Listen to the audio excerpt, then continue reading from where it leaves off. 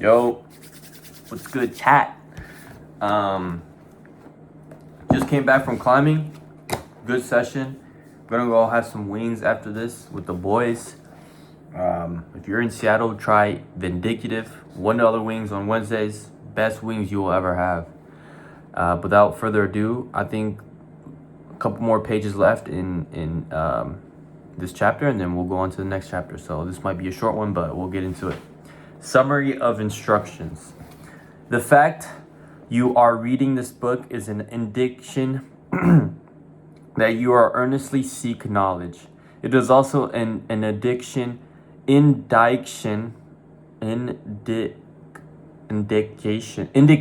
Jesus Christ, I can't read. Indication that you are a student of this subject. If you are only a student, there is a chance you may learn much, but you will learn only by assuming an attitude of humility. If you choose to follow some of the instructions but neglect or refuse to follow others, you will fail. To get satisfactory results, you must follow all instructions in a spirit of faith. The instructions given in connection with the 6 steps in chapter 2 will now be summarized and blended with the principles covered by this chapter. Number 1. Go into some quiet spot, preferably in bed at night, where you will not be disturbed or interrupted. Close your eyes and repeat out loud so you may hear your own words the written statement of the amount of money you intend to accumulate, the time limit for its accumulation, and description of the service or merchandise you intend to give in return for the money. As you carry out these instructions, see yourself already in possession of the money. For example, suppose you intend to accumulate $100,000 by the 1st of January 5 years hence, and that you intend to give personal services in return for the money in the capacity of a sales representative. Your written statement of your purpose should be similar to the following. By the first day of January 20th, I will have in my possession $100,000, which will come to me in various amounts from time to time during the interim. In return for this money, I will give the most efficient service of which I am capable, rendering the fullest possible quantity and the best possible quality of service as a sales representative. Describe the service or merchandise you intend to sell. I believe I will have this money in my possession. My faith is so strong that I can now see this money before my eyes. I can touch it with my hands.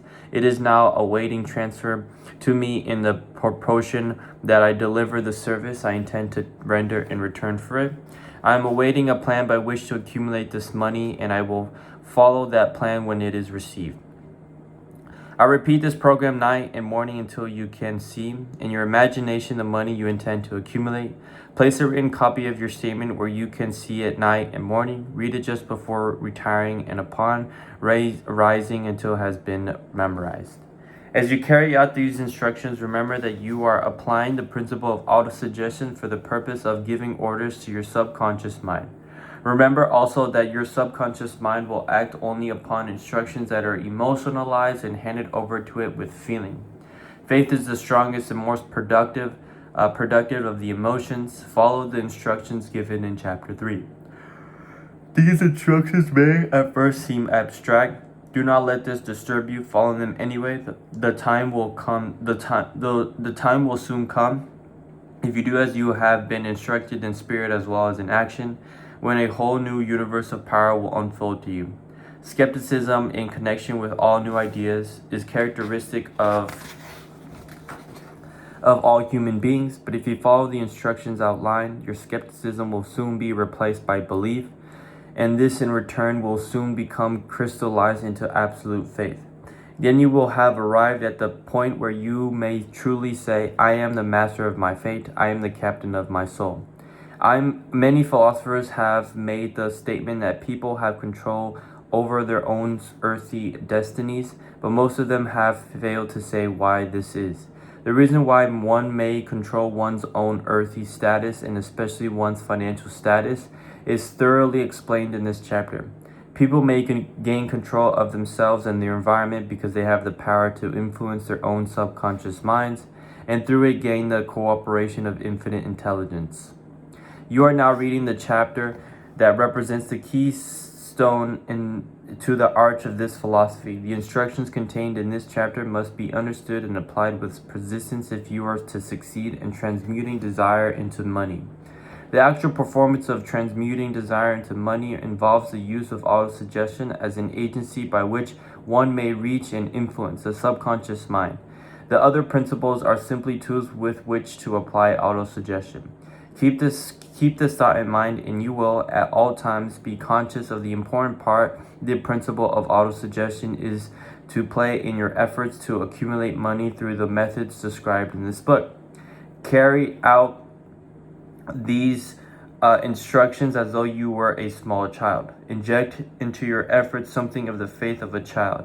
The author has been most careful to see that no impractical instructions have been included because of his sincere desire to be helpful. After you have read the entire book, come back to this chapter and follow in spirit and in action this instruction. Read the entire chapter aloud once every night until you become thoroughly convinced that the principle of autosuggestion is sound, that it will accomplish for you all that has been claimed for it. As you read, underscore with a pencil every sentence that impresses you favorably. Follow these instructions to the letter, and it will open the way for a complete understanding and mastery of the principles of success. And that's moving on to chapter 5, but like I said, it's going to be a short one. I don't want to mix in the two, but one thing I definitely want to talk about is this. If you follow the instructions outlined, your skepticism will soon be replaced by belief, and this in turn will soon become crystallized into absolute faith.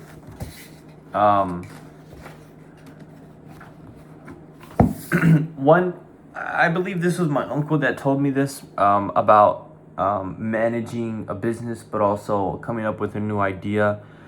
And what he told me was that even if you think the idea is, crazy, out of this world, don't have skepticism in it.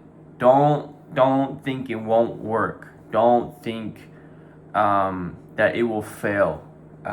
Think positively about it. Think optimistic about it. Think that it will succeed. Think that whatever challenge comes your way, you will overcome them. Have the faith that you will reach the goals that you have intended for the business or whatever idea that you have in mind. And I think that's super applicable in anything when it comes to homework, your personal goals, your financial goals, your career goals. If you think of something, or if you want to accomplish something, don't have doubt in it. Don't have skepticism about it. Truly believe and have the faith and desire, like this book is talking about, to go out there and achieve those things. And I think that's a powerful message and a kind of an overall theme of what the book is truly trying to say. Like I said, it's going to be a short chapter. The next chapter is called Specialized Knowledge. But yeah, I'll see you guys tomorrow, of course, and have a good rest of your day. Peace.